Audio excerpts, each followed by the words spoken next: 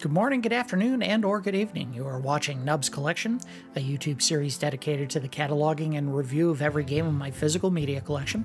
As always, I am your host, Victory Nub, and today we are looking at Pinball Dreams. Originally developed by Digital Illusions, published by GameTech, and released in the United States on the Super Nintendo in April of 1994.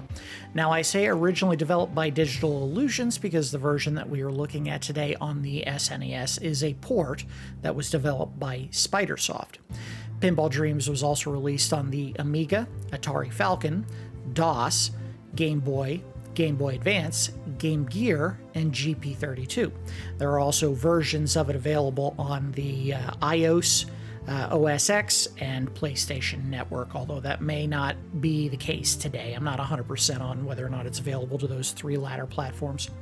Pinball Dreams was the first game developed and released by Digital Illusions, a small studio based out of Växjö, Sweden.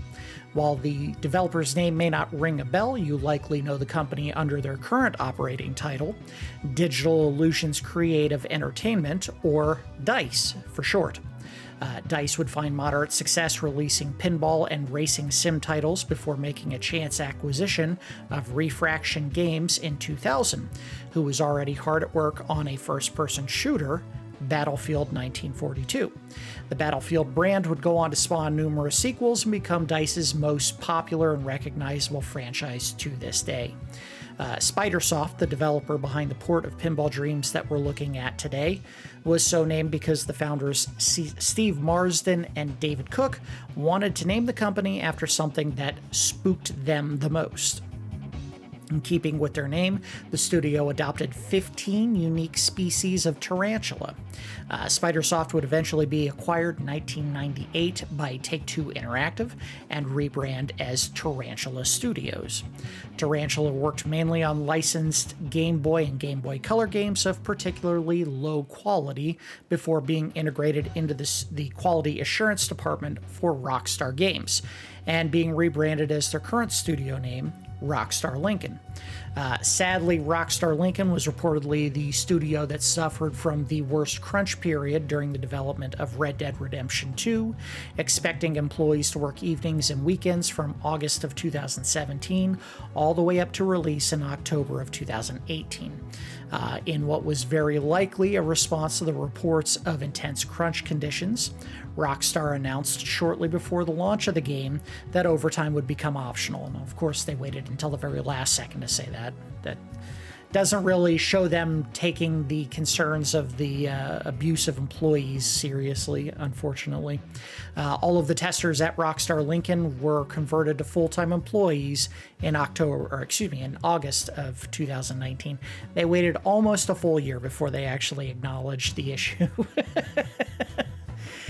Anyway, the only thing I really remember about this game, it's two things that I remember about the game. Number one, there are 4 tables. 2 of them are on the smaller side and 2 of them are on the larger. As I recall, Ignition and Beatbox are the smaller tables, and Steel Wheel and Nightmare are the larger ones. Also, I do recall that there was a little trick you could do in this game, and I have no idea if we'll be able to accomplish it today, where basically if your ball fell down into one of the sinker lanes, I'm not sure what they call them, but basically the outside channels that go underneath the flippers, like you can see on the outside edges of that 3D board they showed there. If you bumped the table, because you can actually bump it using one of the buttons on the controller, at just the right time, and the ball hit the little pin that sits kind of below but between the flippers, you could actually bounce the ball back into play. I used to be able to do it. I don't know if I'll be able to do it today. We're going to look at all 4 of the tables, and we'll see how far I can get. It's been a very long time since I played this game, so I just don't know how good I'm going to be at it. I'll go ahead and do the first table. Come on. I also remember the music being pretty good in these, but it's been a while. Okay, let me start. Just one player. So you hold the D-pad to... Oh, can I... Nope, guess not. Okay, yes you can. There we go. All right, so use the 4 buttons on the right side of the controller to control the right flippers, and the D-pad to control the left buttons. And if I can get the ball to stop for a second. So the outside channels I was talking about are the one on the very far right side of the board here that you can see. And right in between the flippers is the pin that I'm talking about. And I think this is one of the tables you could do it. But basically what you do is if the ball was going down the far right channel, you'd lift the right flipper up, hit the tilt or bump button, and the ball would come off of the bottom edge, hit the pin, and bounce back into play if you did it right. Again, it's been a very long time since I've played this game. I have no idea if I'll be able to do it.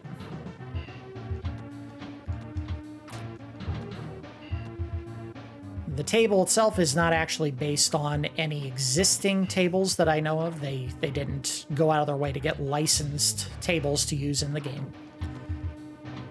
Oh, that pin right there. That's the one that I was talking about bouncing off of. I gotta figure out how you bump the table. Is it the shoulder buttons? Well, let's see. Yep, it's the shoulder buttons.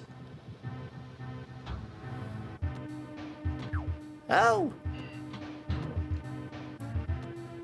Oh, you gotta be kidding me.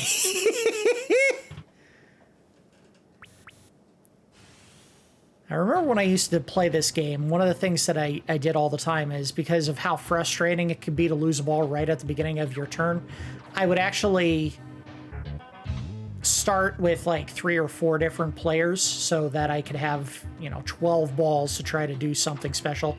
Now, of course, that it can carry over between players every time you switch to a new player. They're different setup and... Oh, here we go. No, I didn't do it right. Every time you swap between players, whatever they unlocked would change, so you never actually carried over progression between different players. It was, each player had their own. All right, we'll do nub. Yeah, high score, my ass. That was terrible. So yeah, you could do 5. Wow, 7, 8, 9. You can do 8 players if you want. We're not going to do that. That would be a little bit aggressive. I will play the game on the merits of my own performance. Oh, I missed the chance. Got it.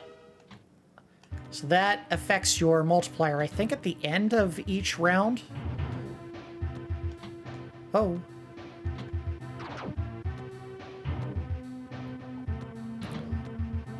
So the Super Nintendo version of the game that we're looking at today, the port was considered a near-perfect conversion of the original one released on the Amiga. They did say that the only difference is they actually fixed a problem that occurred on the original Amiga conversion or version of the game, where basically some of the advanced features that existed on the table called Beatbox did not work in the Amiga version, and they managed to fix them for this conversion. I don't know if that bonus carries over between rounds. I guess we'll find out in a second here. No, it doesn't. All right, so... I don't like it when that happens. Oh, I suck it again.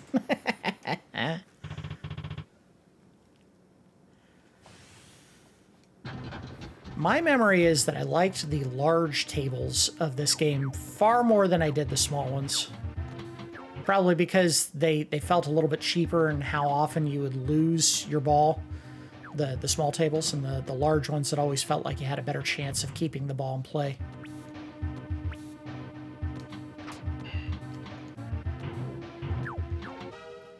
And aesthetically, I guess I didn't love outer space stuff back when I was younger. Now, of course, because I am a bitter old man, I actually do have I'd say a healthy interest in, if not all of space study, in particular the Apollo and Mercury Gemini programs of American spaceflight. So, yeah, I was a big fan of the show that they put on Fox, the miniseries From the Earth to the Moon. Love Apollo 13. what was the movie that came out a while back about Neil Armstrong, First Man? I watched that and enjoyed it quite a bit. I have no idea how you leave the tables. I guess we'll play one more time, and if I can't make any serious progress, we'll move to the next table.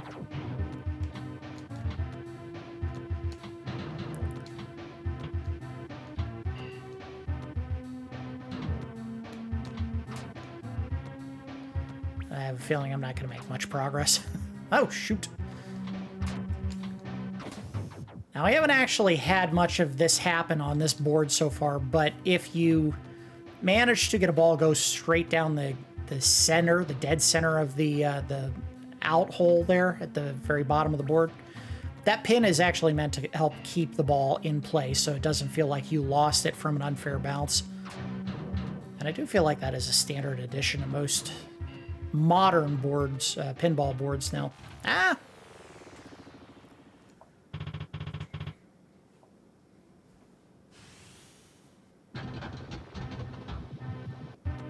Come on, get there. I really should use the tilt more. Now, if you do hit the tilt button too many times, you'll actually suffer a tilt out, or the board will basically shut down and you'll lose your ball for the turn. So it's very much like real boards where they would try to keep players from cheating by basically putting little levels in the board, and if it went a little bit too far, the whole thing would shut down and you'd lose your ball. Ah! I am not putting on a good show here today. What ball are we on? 3? Wow. Yeah, I don't recall being ever terribly good at this one. I'm fairly confident it was the larger boards that I had a lot of luck playing. Like, I haven't even gotten into that the lane right above my ball here. Not once yet. Ah, got it. And that's why. Oh, I got it! Yes! Oh, if there's one thing I was hoping I'd do today, it would be to get the ball back. And then I'm going to immediately lose it. Hey, you know what? I'm just happy that I managed to pull off the trick today. Even one time. All right, so really quit. Yeah. Yes, I'm on a quit.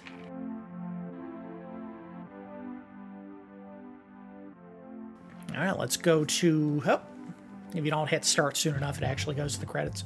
Let's go to Steel Wheel.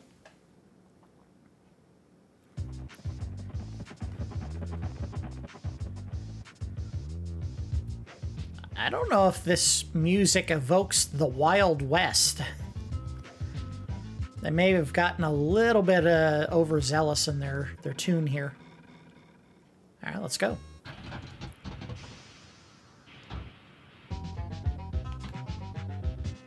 Now, sadly, you can't change what the... Oh, man, already.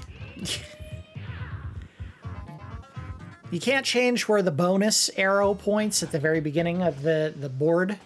I also notice here that one of the more modern features is if you sink your ball too quickly, the game would usually give you another ball for free to keep playing so that you didn't, feel like you were being robbed of a turn by just a bad break. Like this. Oh my god! Ah, I got it again!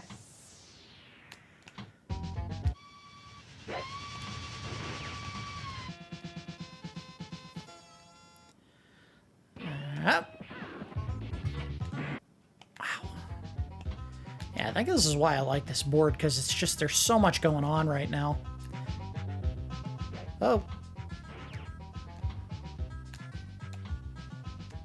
Oh, not getting good bounces there. Whoa. Out. Out. Ball out. I remember at one point being really, really good at this particular board because I could get the big bonuses on the far right, which give you like extra lives if you get the highest score on it, I think. Oh, God.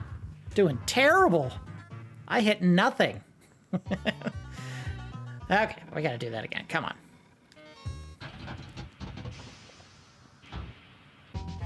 Again, what I used to be good at doesn't necessarily translate to what I'm going to be able to do today.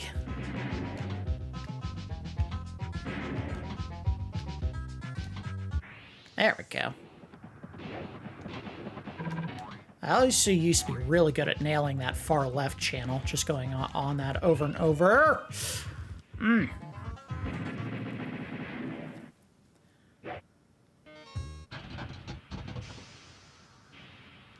I also used to do a little trick where I would use the tilt to bounce the ball up, and if I got the timing right, I would hit it with the plunger right when it came back down, like this. Nope. Try again. Like this. Got it. Nope. I couldn't bounce it enough.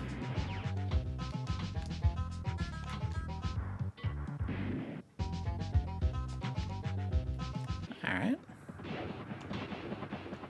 Nice. Uh-oh. Ooh, I didn't like that bounce. All right. Wow, I am not hitting that channel at all. There we go. Ah, shoot. Extra carrier is not extra ball, as far as I remember. I think that just means you add to one of the point values on the left of those three channels. So there's the far left that has all the blue bonus points, the center which has the yellow bonus points, and then the far right which has the green ones. The far right is the one that has all the really good bonuses, and I cannot remember how you get them.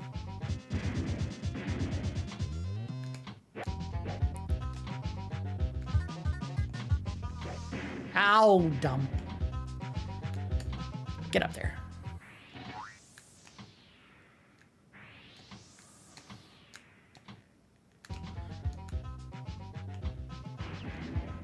Oh! Ooh! Ball's getting a little too fast!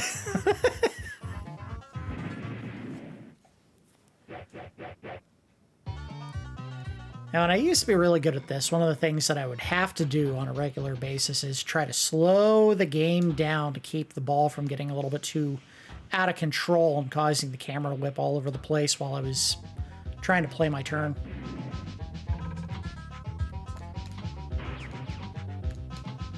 So a lot of using the momentum of the ball to bounce across flippers to try to, you know, take some of the speed out of it.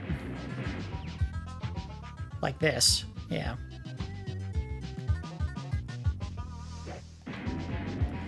I cannot pretend to be an expert at all forms of pinball. I do like playing pinball quite a bit. If I find a good board out in the real world occasionally and I got some quarters, I'll pop a quarter in every now and then. I tell you, the one that used to be my favorite when I was a kid that I would always find reliably in a Chuck E. Cheese was the one that they made for Super Mario Brothers. And the funny thing is, it was very much a board aimed at kids because, and this is, you know, a dirty little secret about how board pinball machines are set up. You actually can control the tilt of the board. All you have to do is there's like little foot like cleats that you can raise or lower to increase how fast the ball will move on the board. And because this was a game that was aimed at kids, they always had the front feet that are nearest to the player raised as far up as possible. So the ball was just unbelievably slow.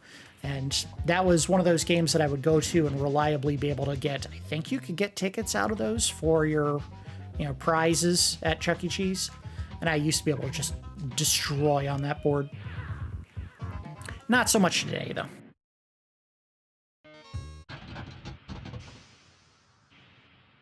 Another one that I was a very big fan of, and this was likely because I used to see it on a regular basis at a local bowling alley. Unbelievable. Come on, there we go. Get it back in. One of the ones that I used to play all the time because it was at a local bowling alley was the Addams Family. And the Addams Family board had a really cool feature on it where basically if you activated a certain feature on the board, there was a magnet in the very center of the board that was strong enough to catch the ball while it was passing by, and kind of mess with its trajectory. Sometimes they would actually stop the ball midair, or mid-play, I guess, and keep it from doing anything until the ball or the magnet moved it around a little bit to change its trajectory and then fling it back wherever it was going to go. One of the cooler features of that particular board. And I want to say that was one of the most popular boards of all time because of that particular feature. This was back when pinball machines were almost always designed with the idea that you needed to add the most unique creative features possible on the board to keep things interesting. So, you know, adding a magnet into the middle of the board to mess with what the ball could and would do is pretty dramatic in its terms of innovation. Oh, I botched. Get it? Nope.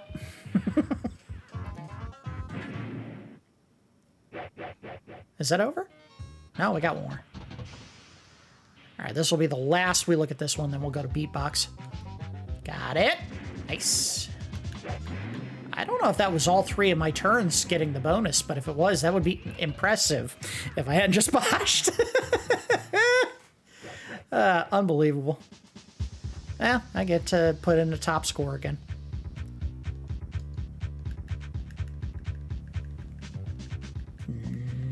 Noob.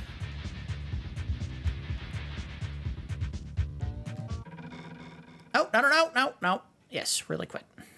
We don't want to do that again. I do like the synthesizer that starts out at the beginning of this every time. It's so sweet.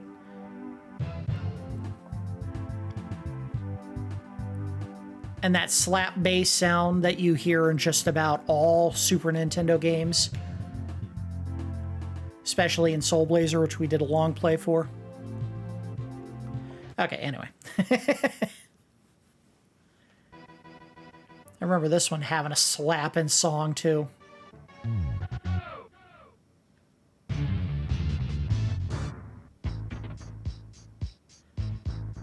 Listen to that intro. All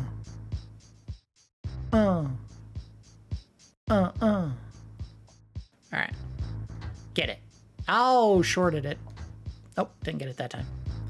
Launch! Nope. Come on. Get it. Nope. Got it. Nope. One more. Got it.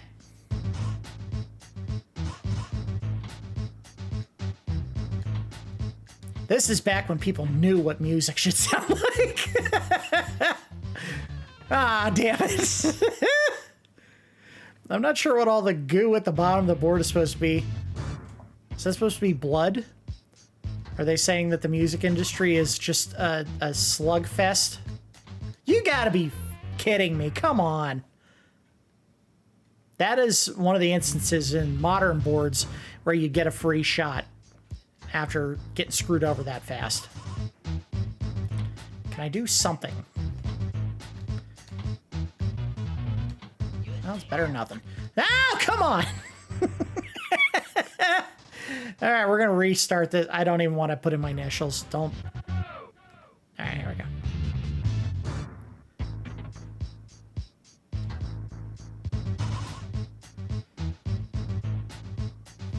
Where'd the ball go? There it is.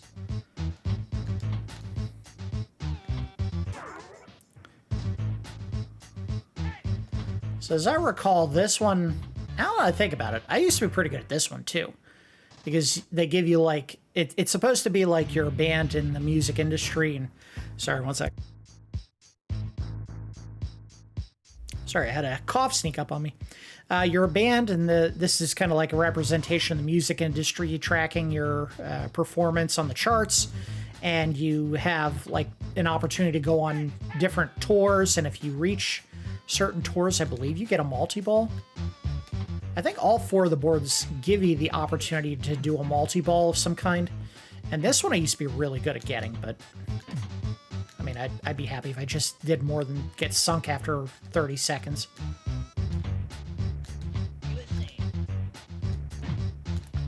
All right, so I think I activated one of the world tours. It's that channel right there, too.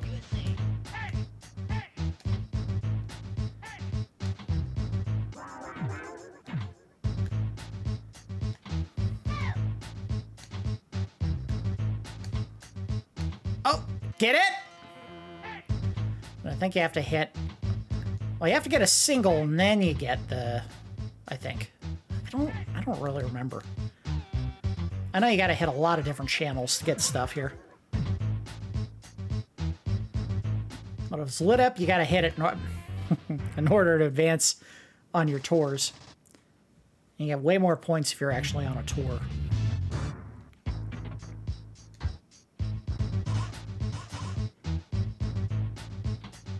No!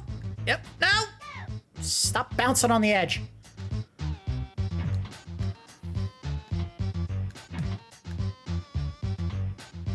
There we go. Oh! Uh-oh. Get... Alright, I'll take that. That's a good sound. I remember that.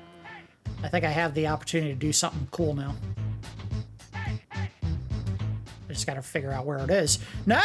Okay, come on, bounce it out! Ah!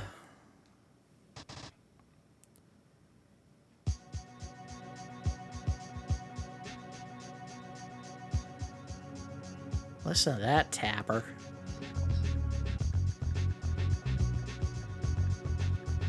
Listen, even if you're not a fan of pinball games, or this game in particular, you gotta give it to them. They put in some incredible music in this game.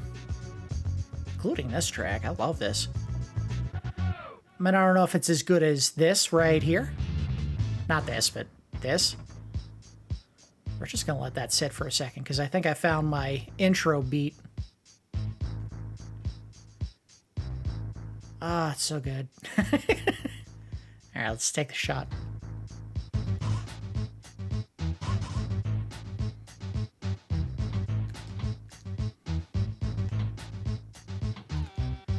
I have no doubt in my mind that this is one of those games when I finally did get the stereo set up in my room so that I had stereo sound for my Super Nintendo, that I would just play this level just to hear the audio.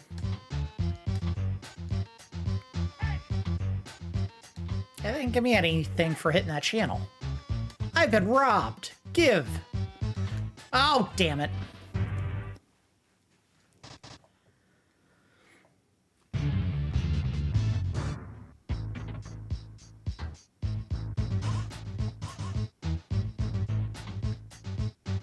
Do something! Ah, come on, game! Oh, it's starting to feel so cheap. I did nothing that round.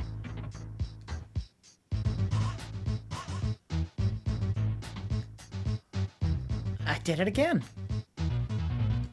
Whoa. I don't like the ball getting that wacky. Slow down. There we go. Oh, Jesus. All right, we're going to give this level one more try, and then we'll move on to the final board.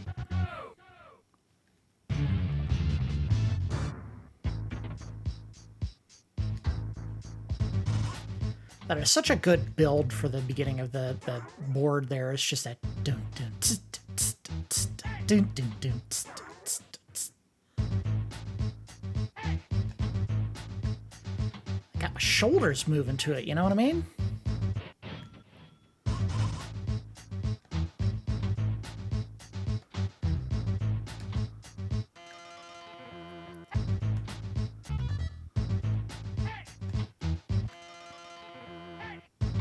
There we go. I started getting a little bit of a groove going back and forth between the channels, and then I lost my ball.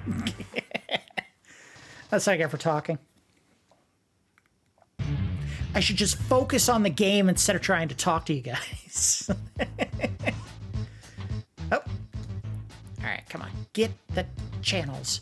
All right, it does look like I'm keeping progress, and that's good, because I want to try to get on one tour before we leave. Oh, I made $100,000. Which, thanks to inflation from when this game came out originally in 1994, means I'm now flush with over $350 billion.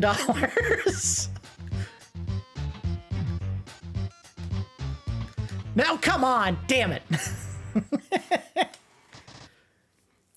I am the king when it comes to juggling a ball and not managing to actually keep it and play.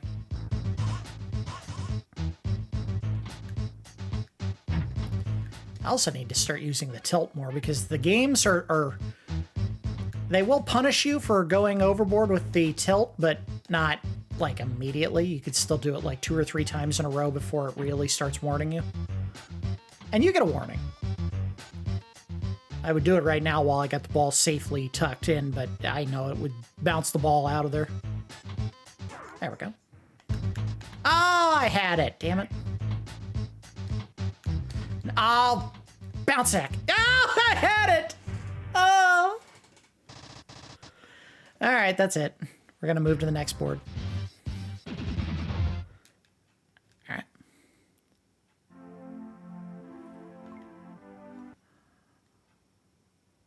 The Oogie Boogie board. So, interesting change here. The name on the menu says that this board is called Nightmare, but then when you get to the board, you see that it's actually called Graveyard. You can see right there in the center. I'm not sure why they made that change, but one of the things that they absolutely did take out of this particular board, and we'll show it when they pan up here. Right around the bumpers at the top here, you can see these splatters on the far upper left one. Those used to be red because it was supposed to be blood. Again, why did they keep the blood on Beatbox board, but not here? I don't know. Now let's go ahead and do it. Get that bounce. Nope. And get that bounce. Nope. All right, one more try. Get that. Nope.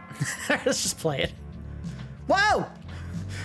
This board has no chill. Just goes straight into it.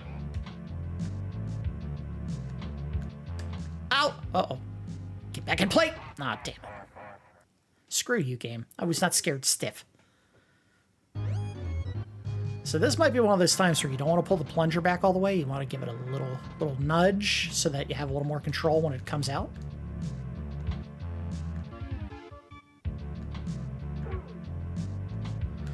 Unbelievable. XB, I think, is extra ball, and I think you have to activate it. Like it's one of those ball save functions that you get. Let me redo this. There we go. You gotta be kidding me! I aimed that almost exactly to just go right in the hole. I think that's one of those features, the XB, where if you win it from getting a particular shot, the game saves your ball before you go out. I don't believe this. This is embarrassing. I just want to play the game. I just want to play the game. Let me hit the damn ball. Thank you. I also recall this one has like a clock function to it, where you want to try to reach midnight? I don't remember what time of day it is already. It might be something where it doesn't advance by 1 hour, it advances like by 4 hours. Nope!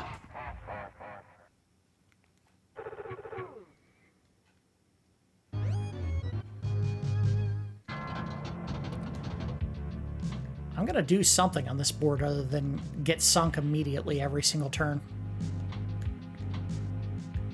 I don't remember this one not being too bad either. Ignition was the one that I liked the least of all 4 boards. I guess this would be third because it's just not giving me a chance to do anything. Beatbox would be second, then I always loved Steel Wheel. I thought that one was the most fun and most rewarding of all 4 of the boards in terms of what you could do.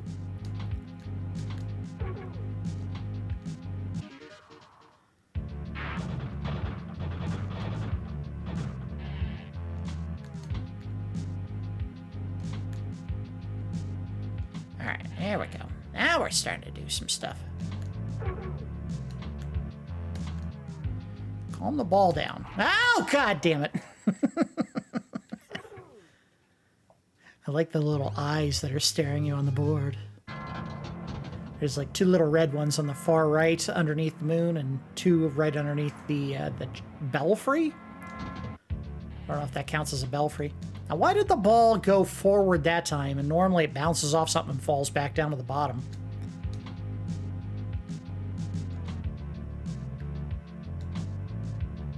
Whoa. Slow it down, ball. God, I keep hitting that door and nothing's happening.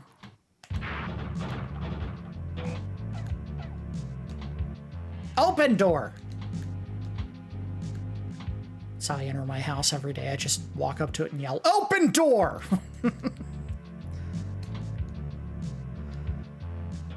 That's what my Amazon digital assistant gets the order to do whenever I come home.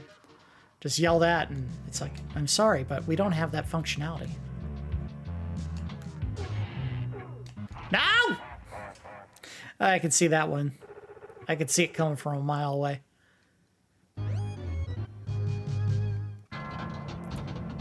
It's gonna really stink is if I don't get a single extra ball the entire time we're playing here today. Get in play. Get.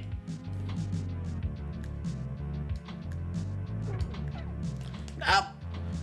Get up! Ah!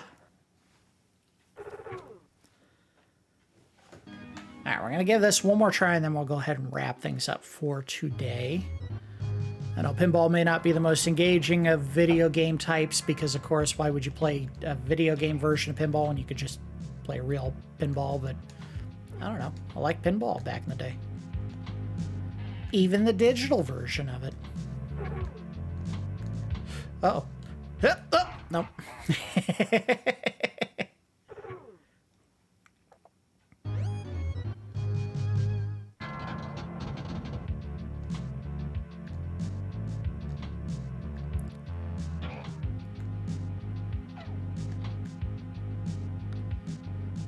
Midnight gets closer. That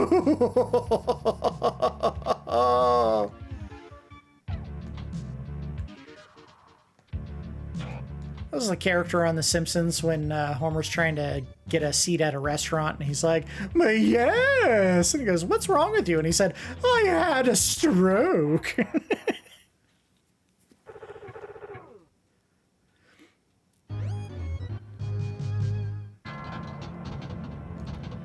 Don't let this be the last ball. Let me do something cool. Unbelievable. No. We're going to run this back one more time.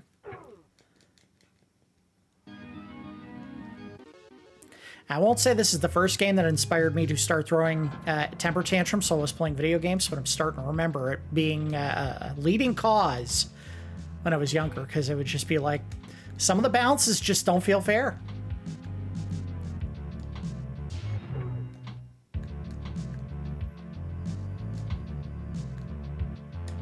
Now, by comparison, say, if you were talking about the pinball game that came out on the Atari 2600, that's a board that was so poorly balanced, you literally could put a ball in play and just never touch the flippers for 5 minutes, and the ball would never bounce in a place where you had to respond.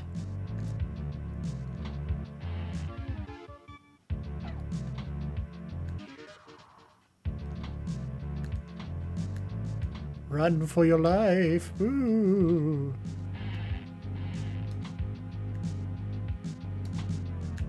Now, come on.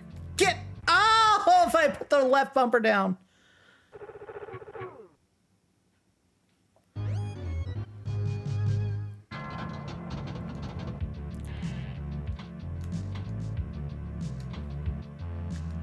Ah, shit. All right, I think we're going to go ahead and call it there, because I don't know if I'm ever going to get a better turn on any of the boards that we looked at, and certainly not this one. This one is pretty brutal. All right, let's go ahead and wrap things up. We'll do the review phase. We'll do the round of the good, the bad, and the ugly. The good is I do like that they give you 4 different boards to actually play on. Now, back around the time this game came out, you would probably be used to getting a pinball game where literally it was a single board And maybe they made it so feature-rich that you would feel like you didn't need a second or third or even fourth board in the case of this game.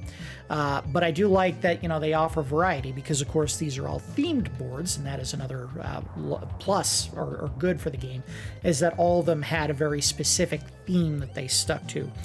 One of them was based on space travel. One of them was based on the Wild West.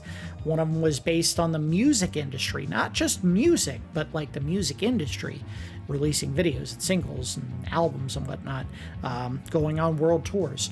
This one in particular had something to do with, reaching midnight and all the spooky stuff that would happen.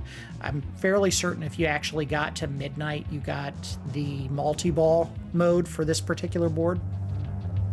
The additional multiball, which of course we didn't get a chance to look at, but if you actually do get it, the board in just about any pinball game becomes more frantic and frenetic. More stuff is happening on the board. And unfortunately we get to see that today, but I do remember it being a very fun feature about the game is just having multiple balls to put into play and all the bonuses that you can get for successfully sinking shots into the little the hole. I can't remember any of the specific names, but the holes in the board or the hitting the ramps and getting all the bonus points for that. They kept those aspects of a pinball game very much in the game. So it does feel like you're playing an actual real pinball game when you play this, like something that in an arcade or a smoky room of a bowling alley or wherever you're going to end up playing it. The soundtrack is fantastic. It's one of those things where, if all you had in the game was just the sound of your flippers and the ball bouncing off stuff and all the little targets that you would hit or ramps or whatever, that would make the game feel a little bit empty. Having a soundtrack just helps fill out the space, and even if they could have just gone cheap with it and made it really crappy sounding, it probably would have been better than nothing. But I do feel like they put some effort and thought into making the songs in here sound really good. Now, it all sounds like it was done on a synthesizer, and maybe you don't love that, but I found it quite good for all of them. Like even the ones that maybe it didn't fit the synthesizer use, like on the Wild West board, they still made it work. So I really did like the soundtrack for this. As far as the bad, I feel like it was way too easy in this game to sink in the center channel by accident. They might have put the flippers a little bit too far apart. Now, granted, they did give you a pin in the very center to try to stop the ball from sinking in there without you having any chance of recovering it. But I think the solution is just move the flippers together maybe a half-inch total, and you would probably stop so many unintentional ball out shots. It was just a little bit too frequent for my taste for this game. In addition, I feel like the camera may be a little bit too close to the board, and as a result, when the ball starts really moving fast, it's hard to track where it's going on the board. Now, if you're really young and you got faster reflexes and you can keep track of where the ball's going at all times, you probably don't have that much trouble with it. But I just feel like if they had backed the camera out, like say the equivalent of a foot, it would have made it so much easier to watch what was going on the board. The angle's fine. I like the straight down look. You'll find that in some board games nowadays, or in digital versions of these pinball games, they tend to put it at kind of an angled shot down on the board, and I don't love that. I get it's supposed to emulate what it would be like if you were playing it in an actual arcade, but sometimes it's better just to have the optimal camera angle for a board. And in this case, I like this more than doing it at an angle, but again, just too close to the board. It was really difficult to track the ball sometimes. As far as the ugly, I don't know, Ignition just didn't really feel like a space level to me. I don't know, something about that particular aesthetic just didn't land with me. Steel Wheel felt like Wild West, even though the synthesizer music maybe didn't match that one too well. Yeah, I'm not sure. Not a ton of uglies for this game, except, you know, it's a pinball game. So if you're not a big fan of pinball games, maybe it didn't land with you, but I liked the game just fine as it was. All right, let's go ahead and do a score. We do our score in Randars, 1 to 10. I liked the game when I got it. I do recall thinking at one point when I was younger, although I can understand why they didn't go overboard, that 4 tables probably felt too few.